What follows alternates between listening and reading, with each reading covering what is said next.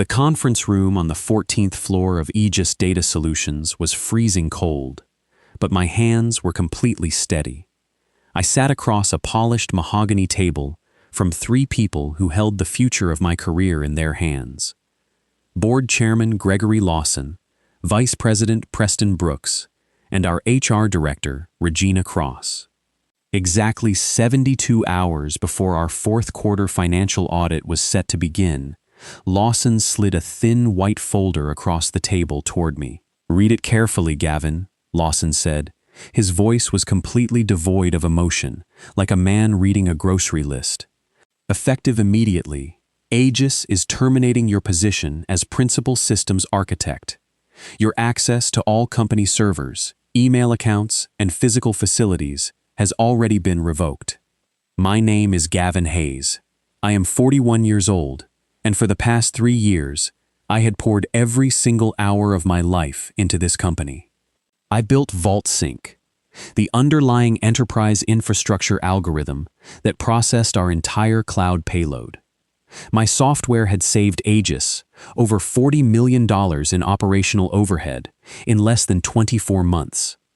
Under my signed executive contract, I was guaranteed a $50,000 performance bonus upon the completion of Friday's audit." I opened the folder. The header on the first page read, "Notice of immediate separation due to misconduct and operational restructuring." I looked up from the paper and met Lawson's eyes. "Misconduct?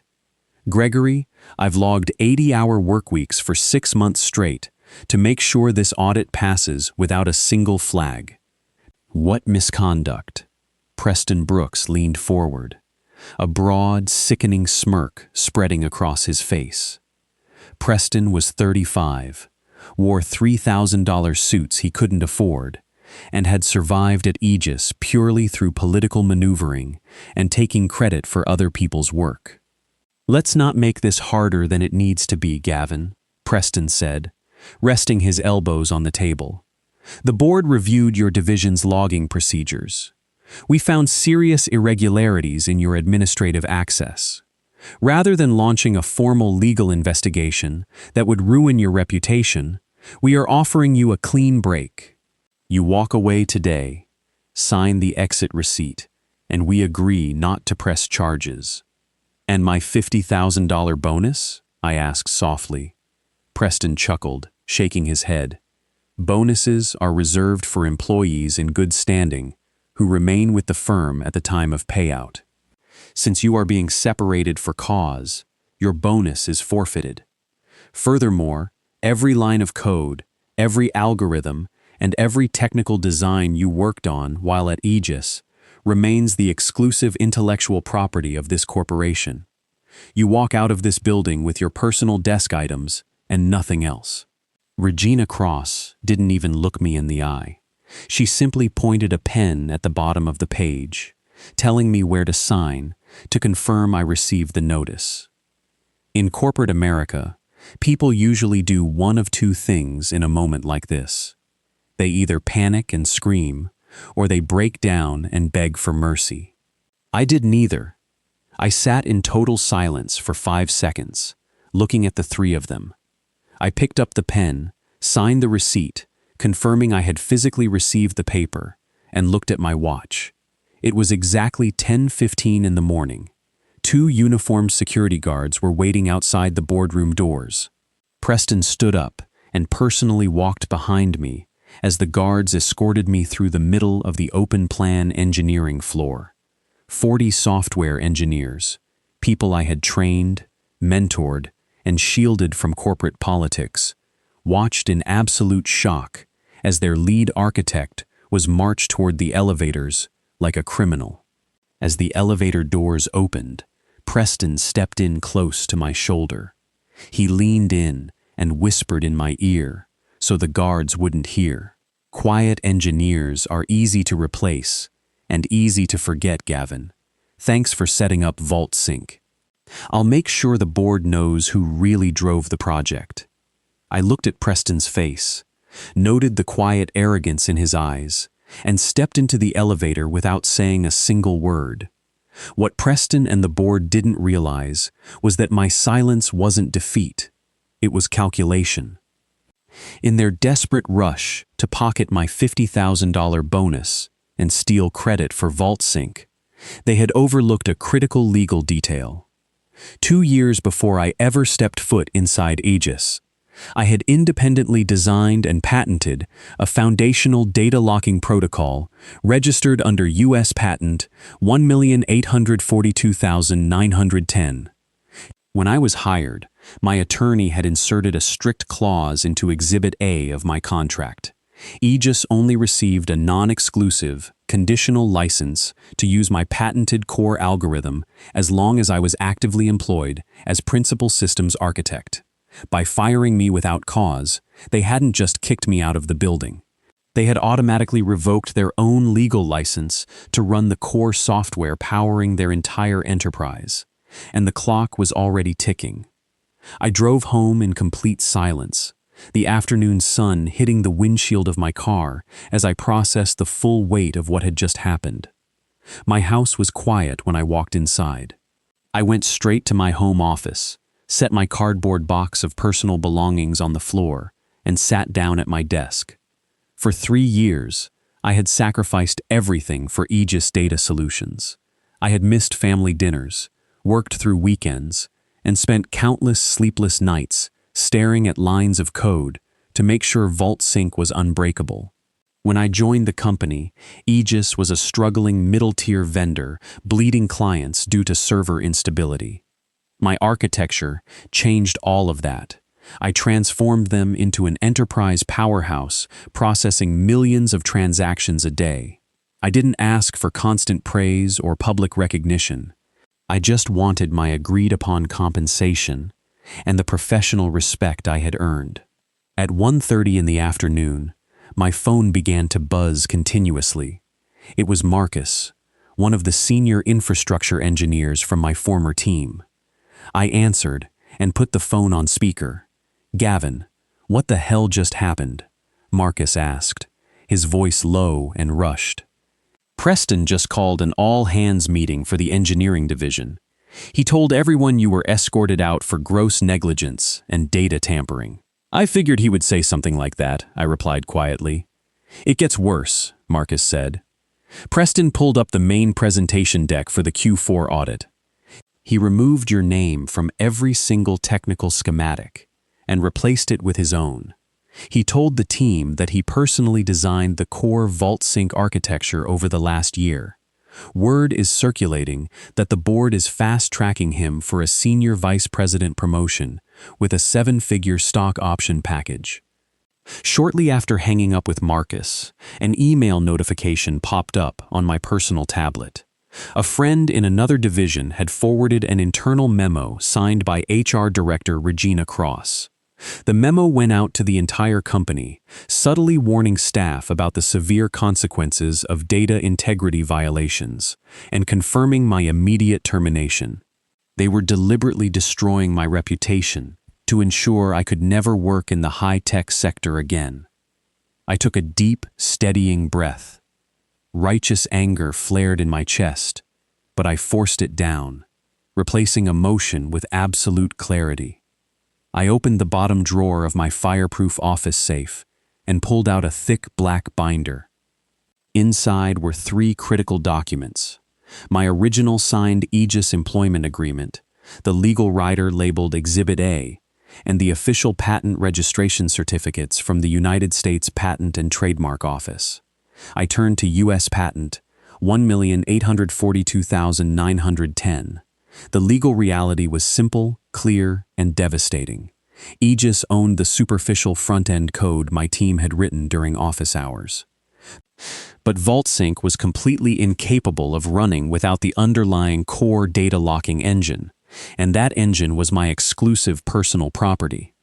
Under Exhibit A, Aegis possessed only a revocable, non-exclusive license to use my patent, strictly conditioned on my active employment status as principal systems architect. The moment Lawson signed that separation notice and terminated my employment without cause, that license was instantly revoked.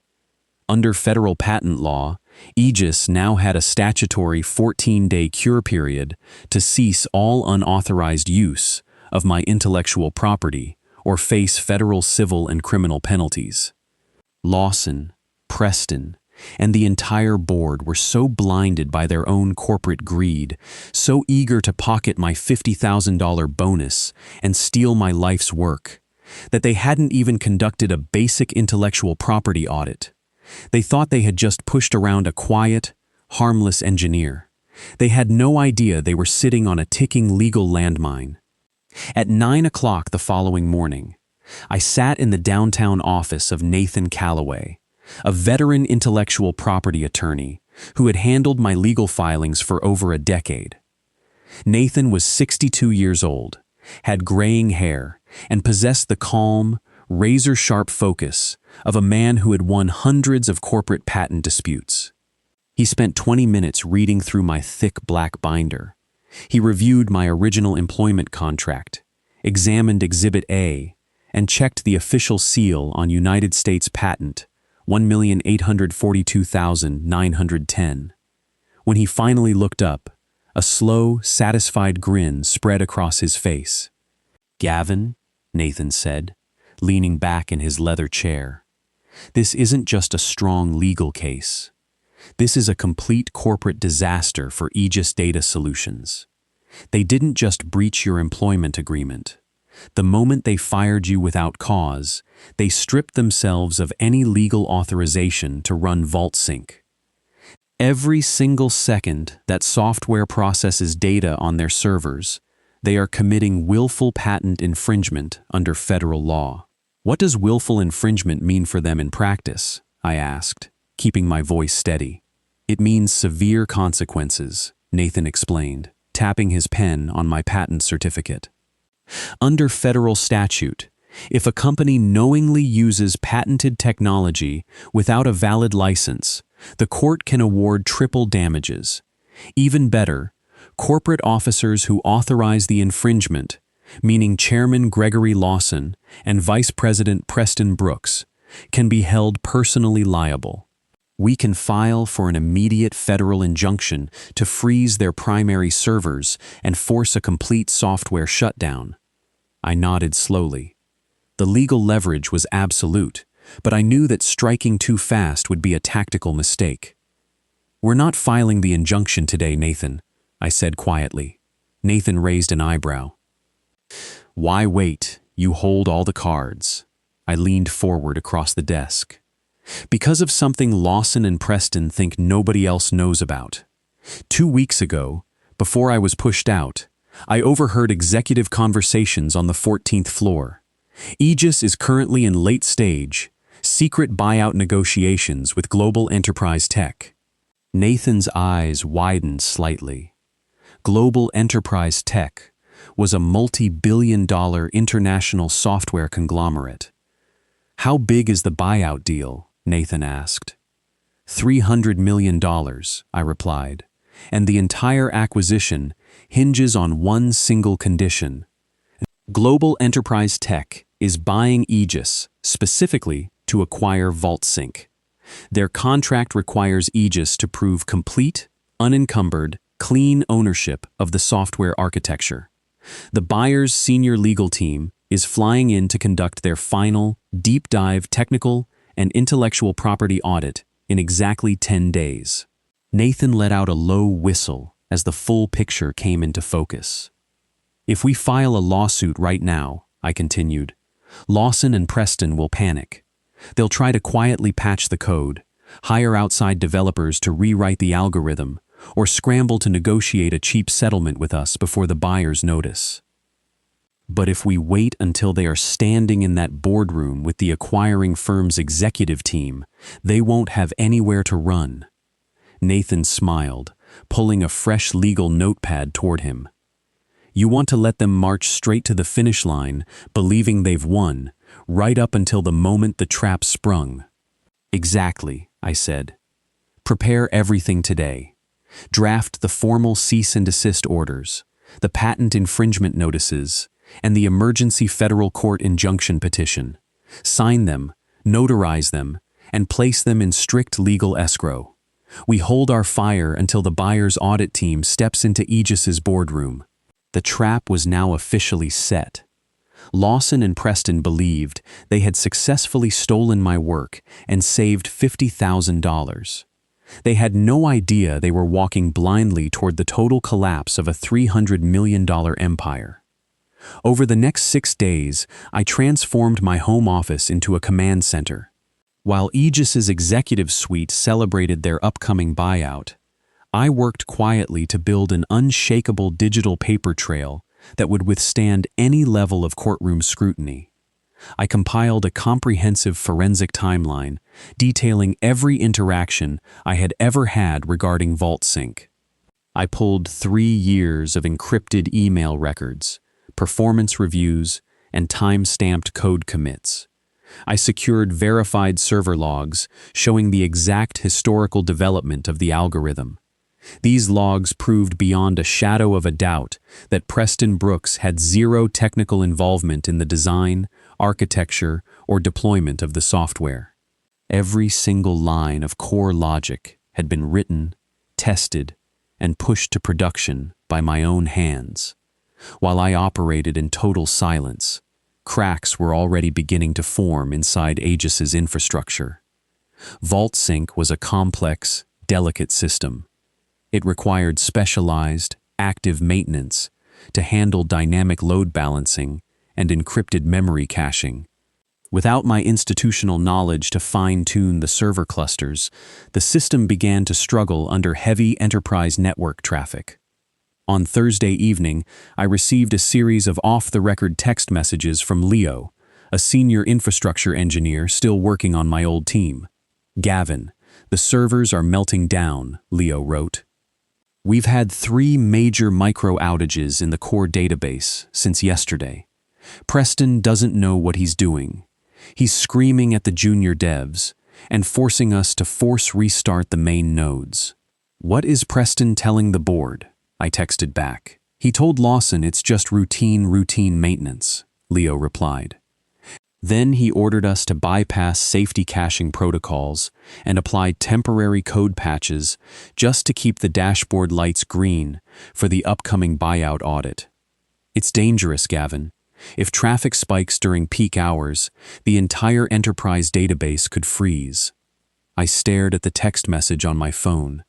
My old instincts told me to step in and fix the architecture I had spent years building, but I forced myself to remain disciplined. I texted Leo back with a simple message: "Do not violate company safety protocols, but do not burn yourself out trying to fix a broken foundation. I am no longer employed there." I monitored Aegis's public communications closely. On Friday morning, the company issued a glowing press release, boasting about VaultSync's unprecedented operational stability. Attached to the article was a photo of Preston Brooks standing in front of a server rack, smiling broadly as he claimed full authorship of the platform. He was publicly parading stolen work, while the system behind him was held together by duct tape and dangerous temporary patches. I ignored the insult and focused on my preparation. I legally established an independent intellectual property holding entity named Hayes Digital Technologies. I opened dedicated corporate accounts and finalized the structure necessary to hold and license my software assets independently.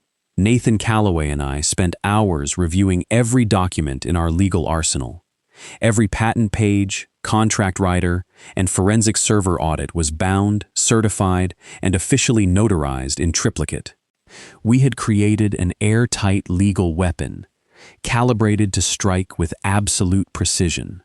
Preston was parading around office halls, dreaming about his 7-figure stock options and senior executive promotion. Lawson was already picking out victory cigars for the $300 million signing day. Neither of them realized that the software running their entire enterprise was operating on borrowed time, and the countdown clock was about to run out. On Tuesday night, 48 hours before the scheduled acquisition signing, Chairman Gregory Lawson and Vice President Preston Brooks hosted a lavish private dinner at an upscale steakhouse in downtown Chicago. They were celebrating with the senior executive team from Global Enterprise Tech. I was not in the room, but I did not need to be. Marcus, my former senior infrastructure engineer, was invited to handle the live technical demo unit in the private dining room. He texted me updates throughout the entire evening. During the main course, Preston pulled up a high-end presentation deck on a giant display screen. He presented my original architecture white papers, word for word, presenting himself as the sole mastermind behind VaultSync. He paced around the room with an expensive glass of scotch, bragging to the buyers about how he had engineered the algorithm from scratch. According to Marcus, one of the acquiring firm's vice presidents, asked Preston about the previous engineering leadership. Preston gave a dismissive laugh in front of the entire table. "Oh, you mean Gavin Hayes?" Preston said, chuckling softly. Gavin was a nice guy, but completely out of his depth. He was a low-level worker who tried to take credit for my design work. When we caught him violating company logging protocols, we had to let him go immediately. Honestly, pushing him out was the best thing that ever happened to this department. Lawson nodded in agreement, raising his glass in a toast to Preston's leadership. They felt completely invincible. They genuinely believed that by throwing me out of the building and defaming my character, they had permanently erased me from the company's history. While they were sipping champagne and enjoying their expensive steaks, the clock on my desk ticked past midnight. It was officially Wednesday morning. The statutory 14-day cure period attached to my revoked operational license had expired. From that exact second onward, Aegis Data Solutions was no longer just in breach of my employment contract. They were actively, knowingly, committing willful patent infringement under federal law every single time VaultSync processed a byte of data. To make matters infinitely worse for themselves, Preston decided to show off. Desperate to impress the buying team before the final audit, he logged into the master administration portal, right from his tablet at the dinner table. Overriding safety protocols, he ordered VaultSync to deploy across 3 new international cloud server clusters in London, Tokyo, and Frankfurt. Sitting in my quiet home office, I watched my live network telemetry monitors light up as Aegis initialized 3 new global instances of my patented algorithm. I recorded every single automated server initialization, logging the exact IP addresses, server IDs, and timestamps directly into my legal evidence file. I immediately called Nathan Calloway. "Nathan," I said, watching the server nodes turn green on my screen. Preston just expanded VaultSync to 3 international server clusters. Nathan chuckled over the phone. Under federal patent law, every new unauthorized server instance is a separate, deliberate act of willful infringement. By trying to look like a big shot at dinner, Preston just multiplied Aegis's statutory legal damages by millions of dollars. They are digging their own grave, Gavin. Lawson and Preston went to sleep that night, convinced they were 48 hours away from becoming multimillionaires. They had no idea that their supreme arrogance had turned a simple contract dispute into a career-ending corporate catastrophe. Panic erupted inside the executive suite of Aegis Data Solutions at 8 o'clock on Thursday morning, exactly 24 hours before the final $300 million buyout signing. The senior intellectual property auditors from Global Enterprise Tech had sent an urgent, high-priority email to Aegis's legal department. Before transferring a single dollar, the acquiring firm's legal team demanded a complete, verified chain of title for VaultSync. Specifically, they required the official patent assignment form signed by the original creator, Gavin Hayes, transferring U.S. patent 11,842,910 to Aegis Data Solutions. Lawson and Preston rushed into the corporate legal archive, tearing through filing cabinets and digital databases to find the document. They searched for 2 straight hours, sweating through their tailored dress shirts, before the awful truth finally hit them. The document did not exist.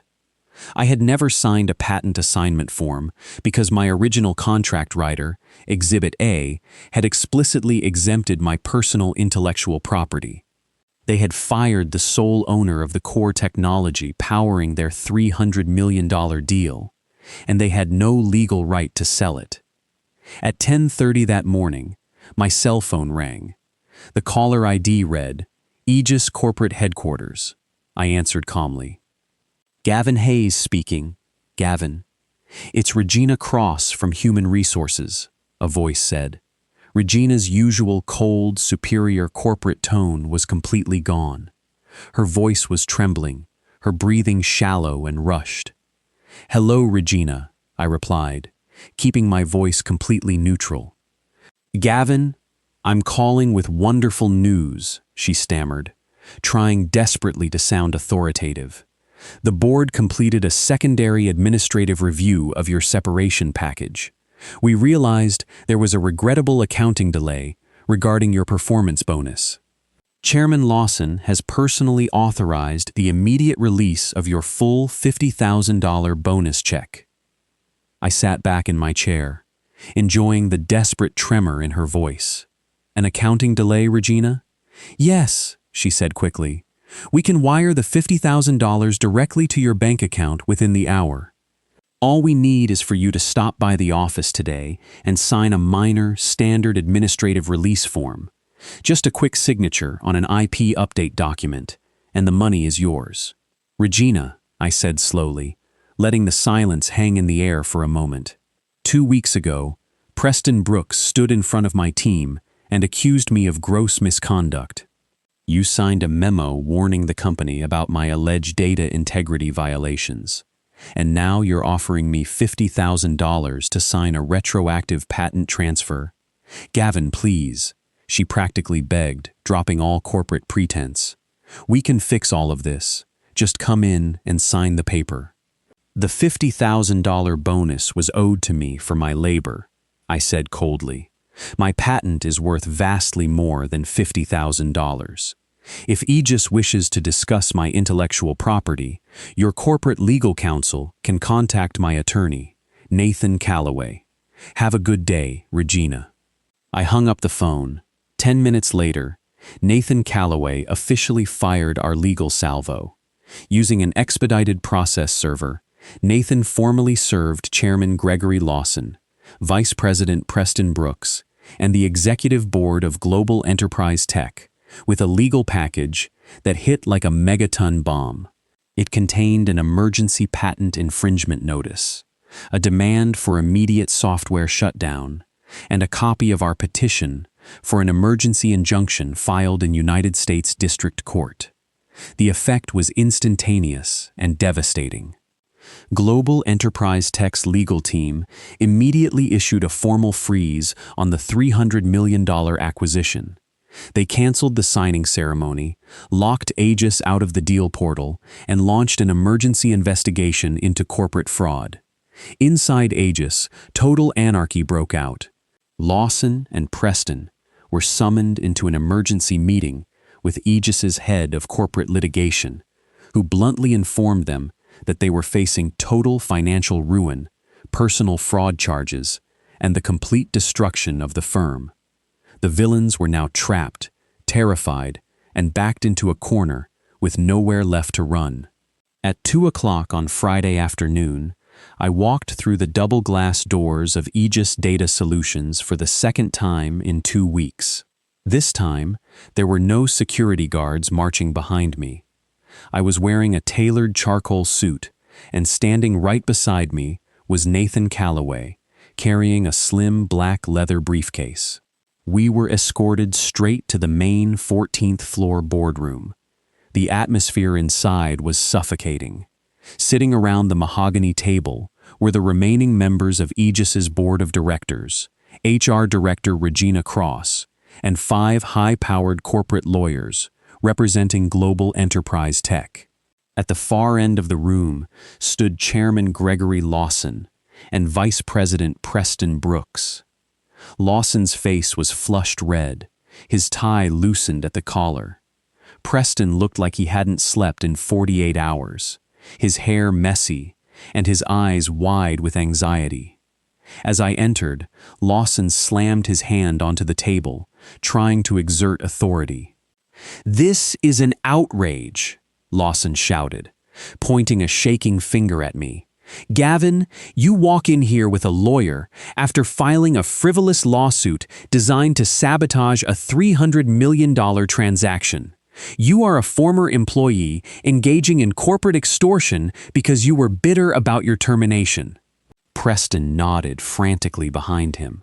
"He's bluffing. He took our proprietary code, tampered with the logs, and now he's trying to hold the company hostage. We offered him his bonus out of professional courtesy, and he threw it back in our faces. I didn't raise my voice. I didn't get angry. I pulled out the heavy executive chair at the head of the conference table, sat down, and folded my hands neatly on the polished wood. Nathan sat beside me, opened his briefcase, and laid out 5 identical leather-bound reference folders. "Are you finished, Gregory?" I asked quietly. My voice was calm, controlled, and completely steady. The room fell completely silent. The sheer confidence in my posture seemed to freeze everyone in their seats. Nathan picked up the first folder and slid copies across the table to the lead acquisition attorney for Global Enterprise Tech, a stern man named Mr. Henderson. "Gentlemen," Nathan said, his voice ringing clearly through the quiet room, "what you are holding is a certified copy of United States Patent 11,842,910, issued directly to Mr. Gavin Hayes 2 years before he ever worked for Aegis. Beside it is Exhibit A of Mr. Hayes's original employment agreement, which explicitly exempts his personal patent from corporate ownership." Mr. Henderson opened the folder, putting on his reading glasses. His eyes scanned the certified documents quickly. Nathan slid the second set of papers forward. "These are verified server audit logs proving that Aegis's entire VaultSync platform relies directly on Mr. Hayes's patented data locking mechanism. The moment Aegis terminated Mr. Hayes without cause on October 12th, Aegis's conditional operational license was automatically revoked." "That's a lie," Preston yelled, taking a step toward the table. "I built VaultSync. I authored the white papers." Nathan didn't even look at Preston. He simply pulled out the third folder. "In this folder," Nathan continued smoothly, "you will find complete internal email records retrieved from Aegis's backup servers under court subpoena." On October 10th, Chairman Lawson sent an email to Vice President Brooks stating, and I quote, "If we push Gavin out before Friday's audit, we save $50,000 on his bonus and free up his engineering equity for ourselves."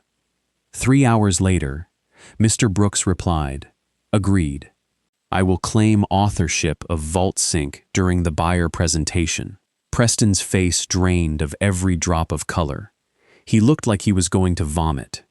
Lawson fell backward into his chair, staring at the table in absolute, speechless horror. Mr. Henderson, the lead attorney for Global Enterprise Tech, closed the folder with a heavy thud. He stood up, adjusted his jacket, and looked directly at Chairman Lawson with pure contempt. "Gregory," Henderson said coldly, "you lied to our acquisition team. You attempted to sell us a $300 million software asset that you did not legally own. You fabricated termination reasons to steal an engineer's work, and you exposed our firm to catastrophic federal patent liability."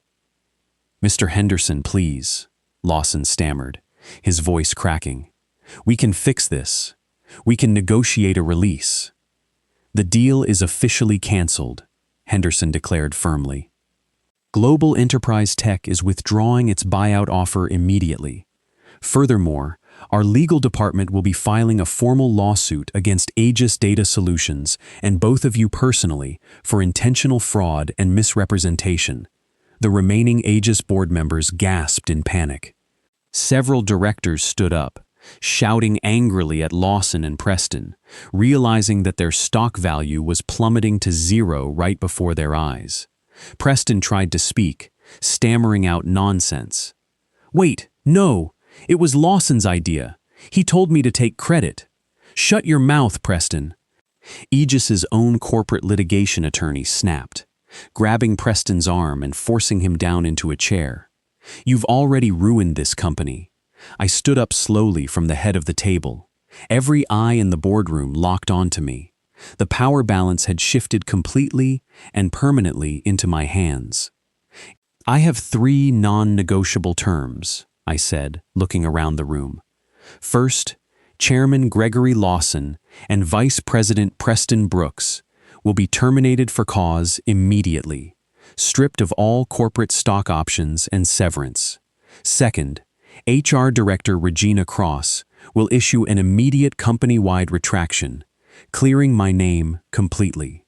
Third, Aegis will execute a full commercial buyout of my patent portfolio for $12 million, or my attorney will file an immediate injunction shutting down your servers by 5 o'clock today." I picked up my leather folder, buttoned my suit jacket, and walked toward the exit. "You have 2 hours to sign," I said, without looking back. "Choose wisely." At 4:15 that afternoon, 2 signed document packages arrived at Nathan Calloway's office. The board of Aegis Data Solutions had accepted every single one of my non-negotiable terms. The board voted unanimously to terminate Chairman Gregory Lawson and Vice President Preston Brooks for gross executive misconduct and corporate fraud. Both men were stripped of their stock options, denied severance, and escorted out of the building by the same security guards they had once ordered to walk me out. Aegis's legal team immediately filed civil litigation against both former executives to recover the massive financial losses caused by their greed. At 4:45, every employee at Aegis Data Solutions received an official, company-wide email signed by HR Director Regina Cross. The memo formally retracted all previous statements regarding my departure, fully clearing my name of any wrongdoing. It publicly recognized me as the sole creator and owner of VaultSync, praising my years of dedication and technical leadership. My professional reputation was completely restored in a single afternoon. The $12 million patent buyout agreement was executed smoothly by Nathan's team. Combined with my back pay settlement and unpaid performance bonuses, I walked away with complete financial freedom. I used those funds to expand my independent firm, Hayes Digital Technologies, turning it into a premier systems architecture consultancy. 2 weeks after the Aegis boardroom collapse, I received a private phone call from Mr. Henderson, the lead counsel from Global Enterprise Tech. The multi-billion-dollar conglomerate still desperately needed my underlying data locking software for their international cloud network. Working directly with me through my new company, they signed an exclusive multi-year licensing agreement worth tens of millions of dollars. I built the technology, I owned the asset, and now I was taking home the profits directly, without any corporate middleman trying to steal my bonus. 6 months later, I stood on the top floor balcony of my new corporate office suite in downtown Chicago. The evening sun was setting over the city skyline, casting a warm golden light across the high-rise buildings. My life was peaceful, fulfilling, and completely under my own control.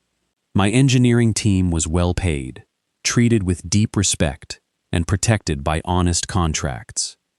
Life had taken a very different path for the men who tried to destroy me. Preston Brooks was completely blacklisted from the technology industry. Unemployed, drowning in legal fees, and facing personal fraud lawsuits from Aegis shareholders, his lavish lifestyle completely collapsed. Gregory Lawson was forced into a disgraced, forced retirement, while under active regulatory investigation by financial authorities. The corporate world he had spent decades manipulating turned its back on him completely. I took a sip of warm coffee, looking out at the city lights turning on across the skyline. When Lawson and Preston fired me right before my $50,000 bonus, they thought they were dealing with a quiet, powerless engineer who would bow his head and accept defeat. They believed that corporate titles and loud arrogance gave them the right to steal other people's life work. They forgot one fundamental rule of the modern world.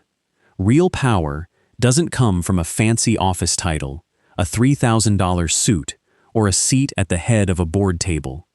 Real power comes from preparation, knowledge, and holding the structural key to the system.